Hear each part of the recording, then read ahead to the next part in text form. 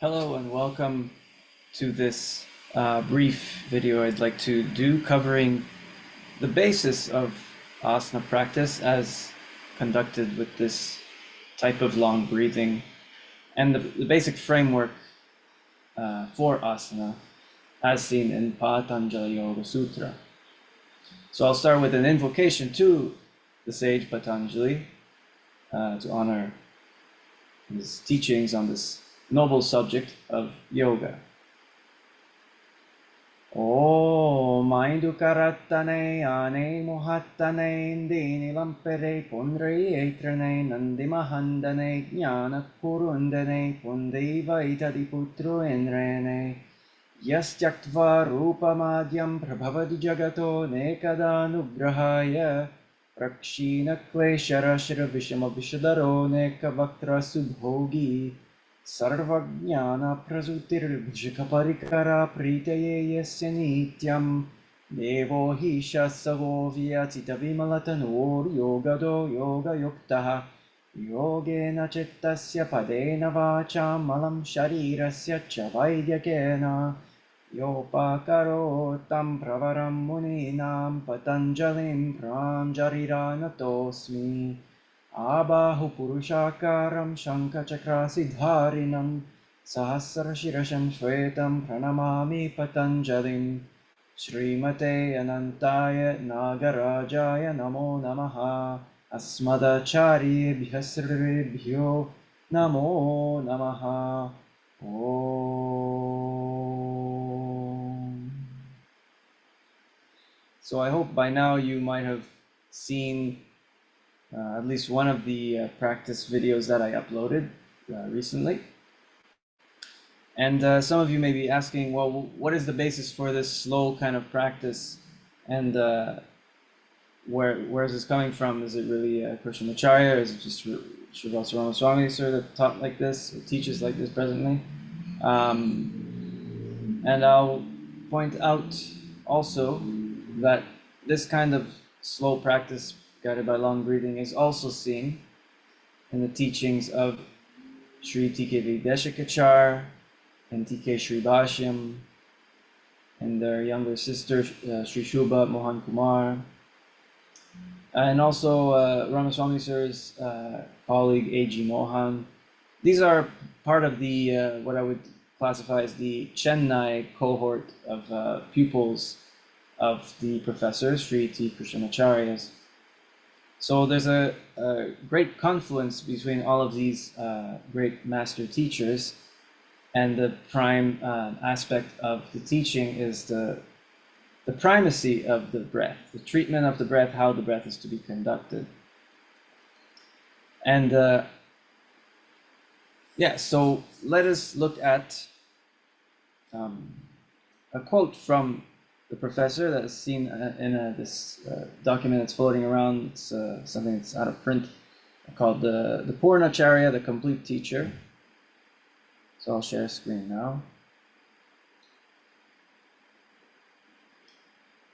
So this is just some excerpt from it, the Q&A that appears in this series, and just an excerpt of the Q&A. And I'd like to draw our attention to one such example here. The question is, should asana practice be done fast, and why not? And here the professor himself says, fast movements will distort both the blood circulation and the respiration. This results in crookedness of the body and injury to the different parts of the body. Slow practice of asanas and proper respiration will not only remove the defects in the body, but result in chitta ekagrata. So chitta ekagrata, that is. However, I must insist that this practice should be done from the direct instruction of a teacher. First of all, what does he mean by chitta ekagrata? This means the one-pointed mind. It's not the only training ground for chitta ekagrata, but it's a good foundation for it. This is primarily something that is directed towards the cultivation of a particular mind state. That is what yoga is attempting to achieve. at least as far as Patanjali is concerned, which is primarily conducted under seated meditation practice as the process of meditation unfolds.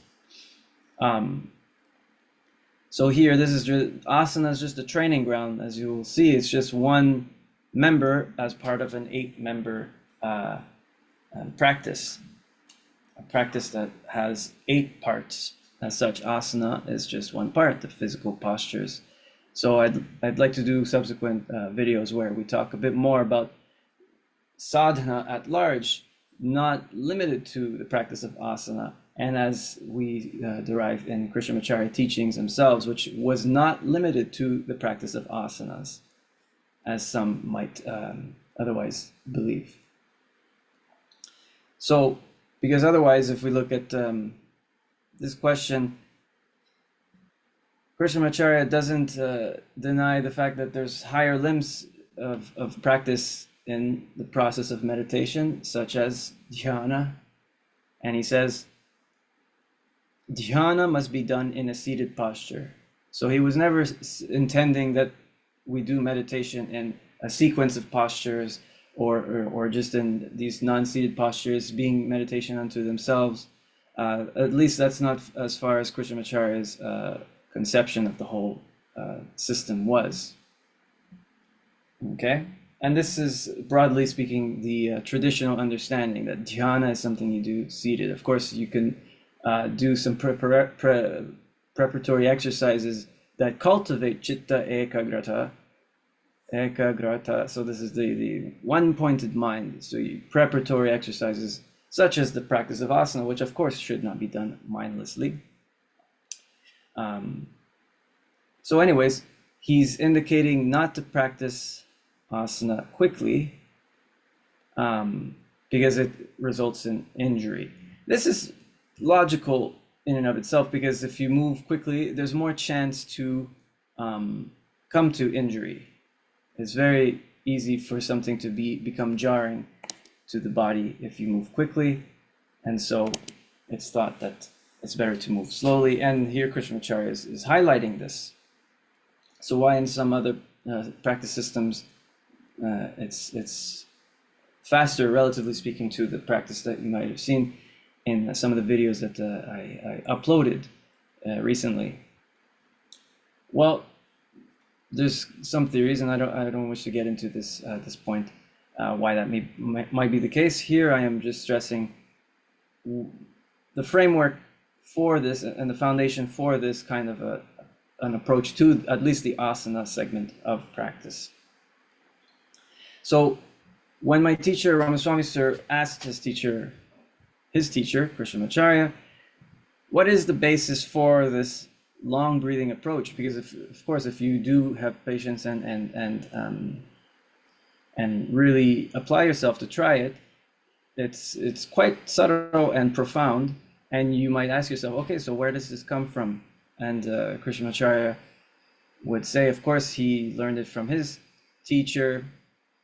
And then Ramaswamy asked him, is there any basis in the Shastras, the texts?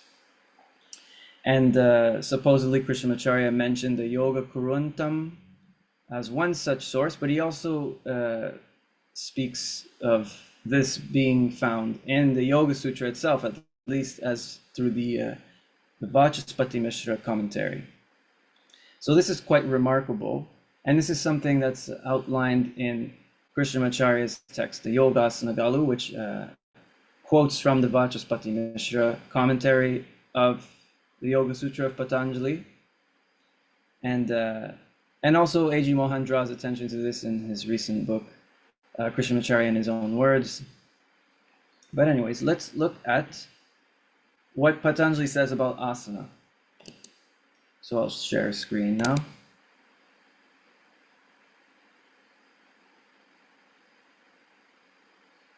So this is just I'm not going to go through this in any detail. This is just meant to be a quick overview.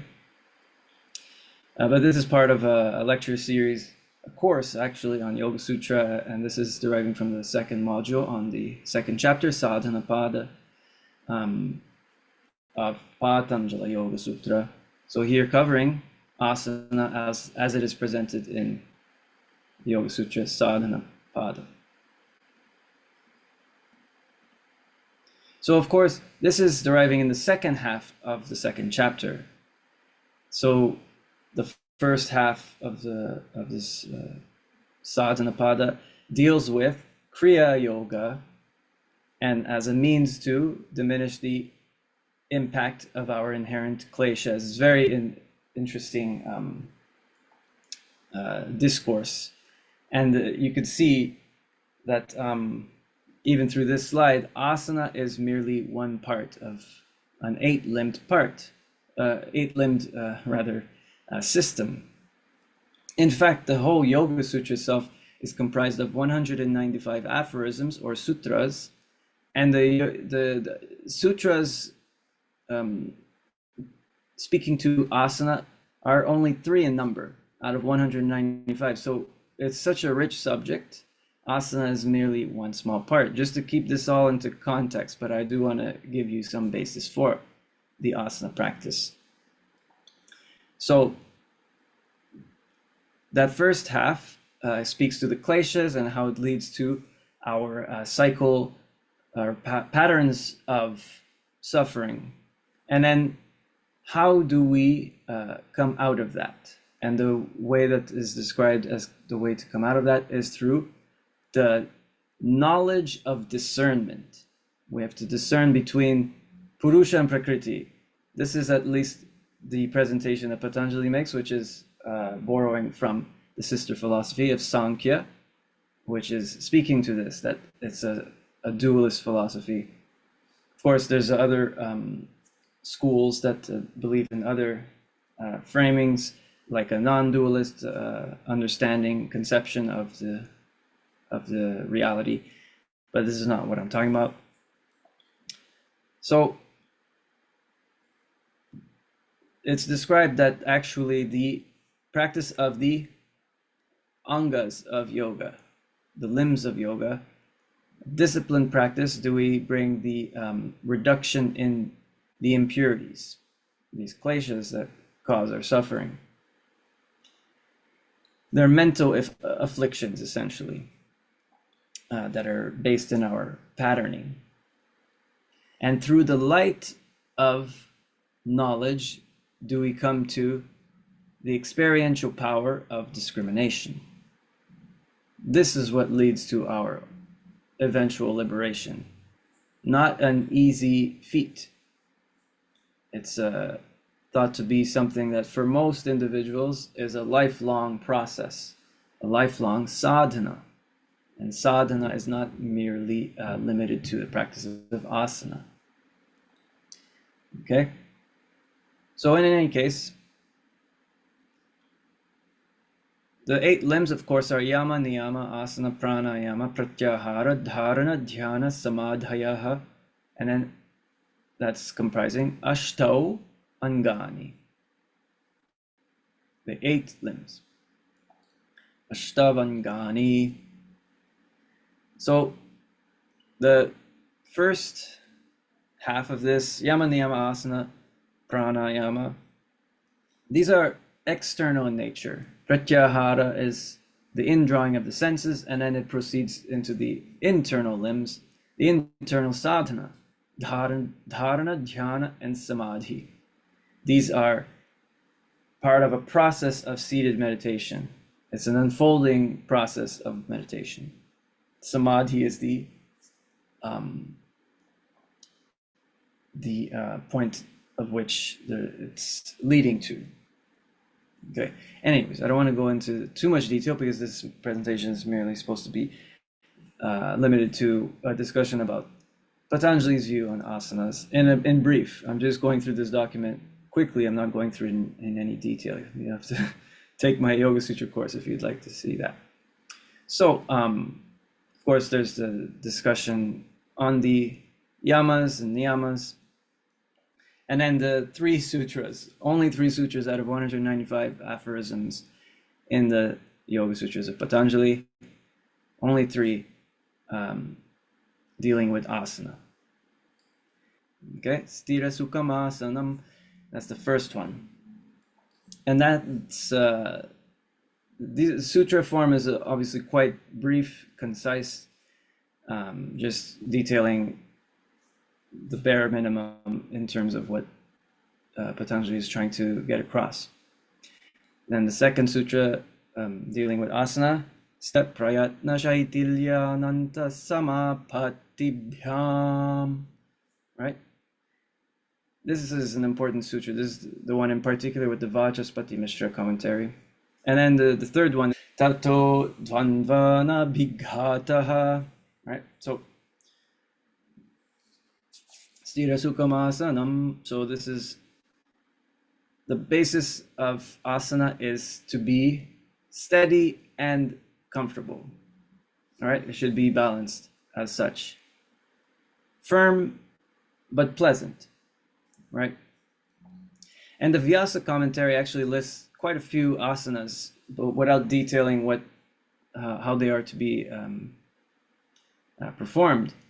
Some of them are in mimicking the way an animal sits, and the nomenclature reminds of some asanas that we do see today with similar nomenclature. In any case, we have the typical seated postures like Padmasana, Lotus, Virasana, Hero, Bhadrasana. This is translated as blessed or gracious pose. Swastikasana. This is the pose of the sign of auspiciousness. Dandasana, which is the stick pose, where we sit with the legs straight, outstretched in front. This is an interesting one. Sopashraya, supported pose. Of course, they're not described in Vyasa's commentary, but there's some attempt to describe how these asanas are understood in the Vachaspati Mishra commentary. Paryanka, couch pose, Krauncha Nishadana, the heron sitting pose, Hasti Nishadana, the elephant sitting pose, Ushtra Nishadana, the camel sitting. And then there's also Sama Samsthana, equal framework.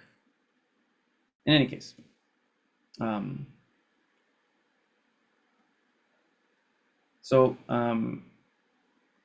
it's also relevant to consider Hatha Yoga Pradipika in terms of asana. But for now, we're just looking at Yoga Sutra. So, not much from that sutra, just saying steady and comfortable. Now this one, Prayatna Shaitilya Nanta Samapatibhyam, right? Prayatna Shaitilya Nanta Samapatibhyam. Okay.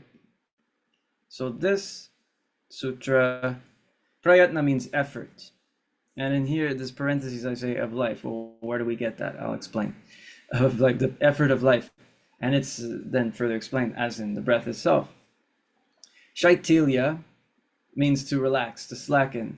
But it's also related to a word called shitala, which is to make smooth.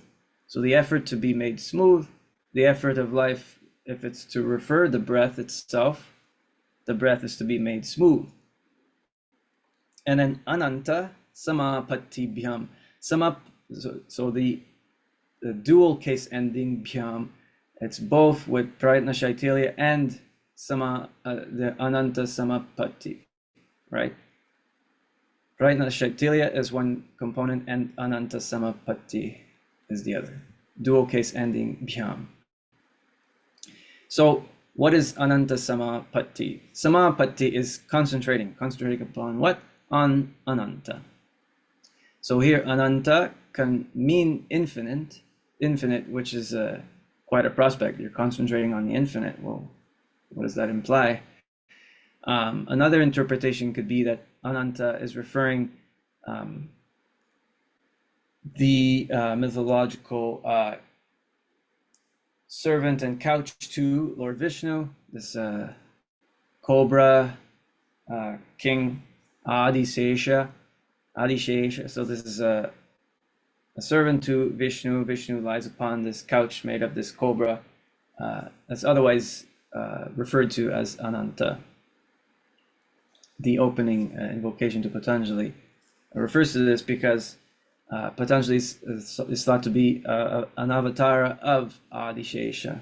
So we say Shrimate Anantaya Nagarajaya Namo Namaha. So we perform prostration to the Ananta, the Nagaraja, the king of the Cobra community. So Patanjali is thought to be an avatar of Adishesha. Otherwise, there's an interpretation that Ananta actually refers to breath. So we're in the asana practice, we're to focus upon the breath. Okay? How do we come to this? Well, first of all, how do we get prayatna being actually referring the breath itself? So, if we look to Vachaspati Mishra commentary, he explains that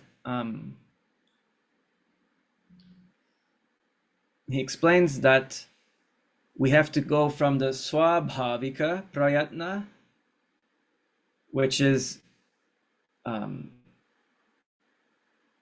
the involuntary breathing, to the prayatna shaitilya, which is voluntarily controlled breathing. Where do we get breathing though? Swabhavika. Swabhavika means in the natural order of the effort. The effort is going as it otherwise would go, which is then understood to mean in the involuntary sense. How does prayatna refer specifically to the breath? Because the commentary itself actually speaks to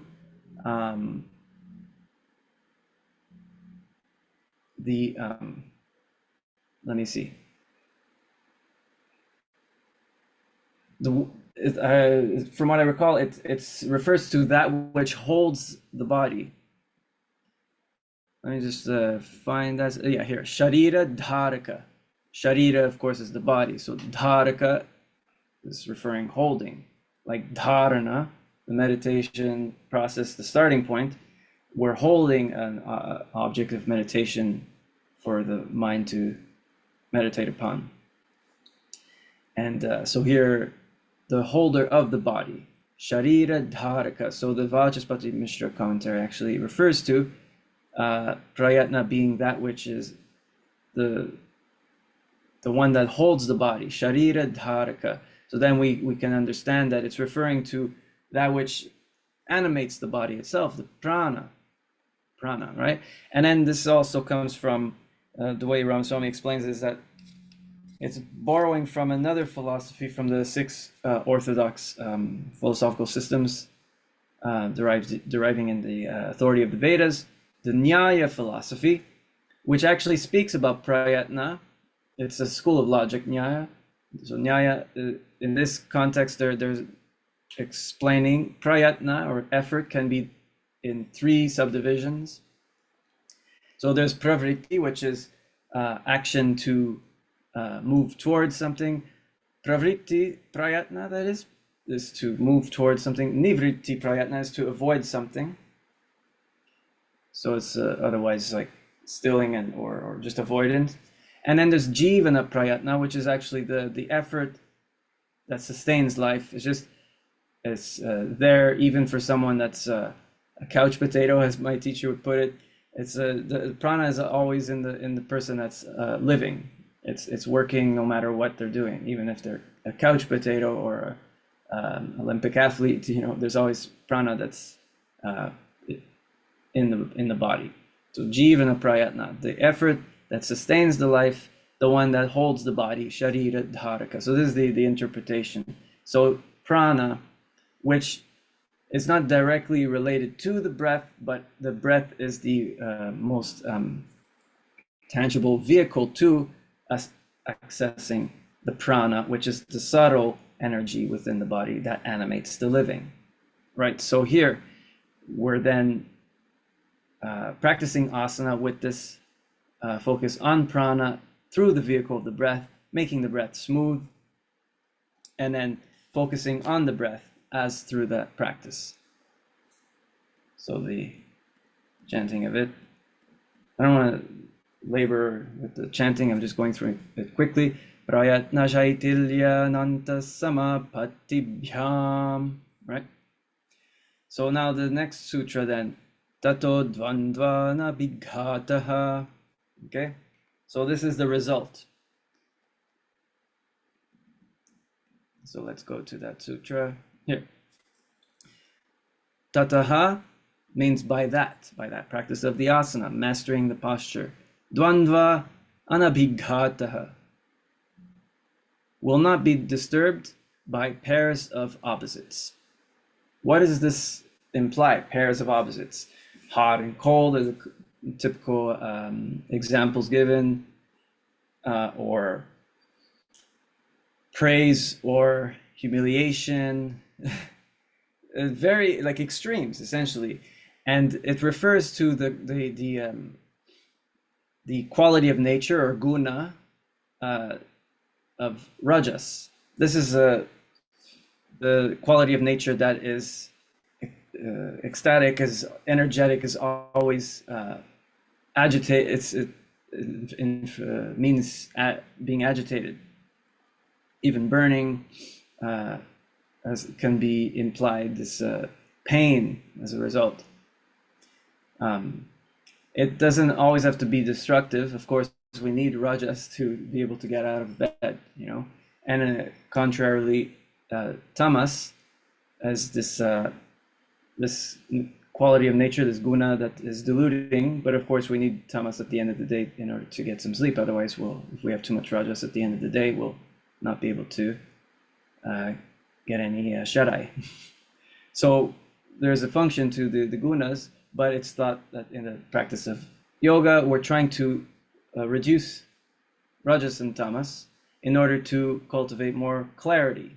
Sattva guna. Sattva guna is this aspect, this nature of quality of nature that is referring more clarity of the mind. It's light, it's transparent, it's clear. It implies that our thinking faculty, the buddhi, is clear. We need to cultivate this.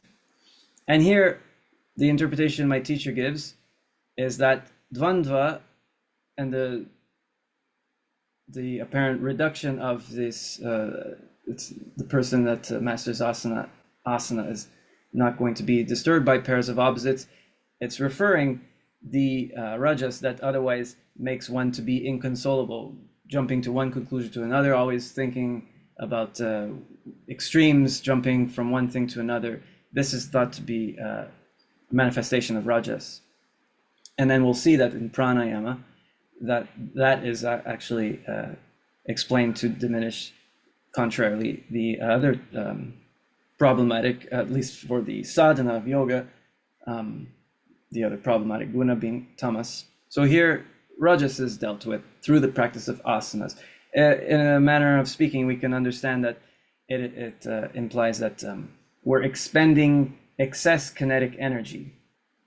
In fact, the yamas and niyamas also deal with rajas and tamas to reduce our input that may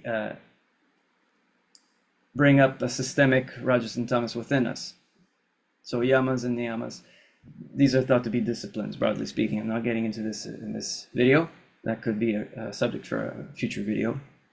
So you can see this is a broad system. Asana is merely one part. And I just wanted to cover that and how, like, the basis of this long breathing, where it comes from, at least in terms of Krishnamacharya's explanation of the Yoga Sutra, which is not something we see in other schools' interpretations of these sutras pertaining to asanas in Patanjala Yoga Sutra. So with that, I'd like to conclude.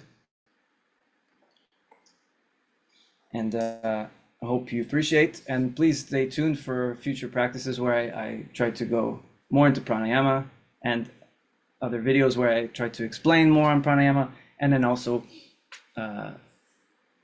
getting into meditation itself and more other aspects, anyways, of what is seen in the practice of yoga sadhana. So I thank you for joining, and stay tuned for subsequent presentations. Thank you.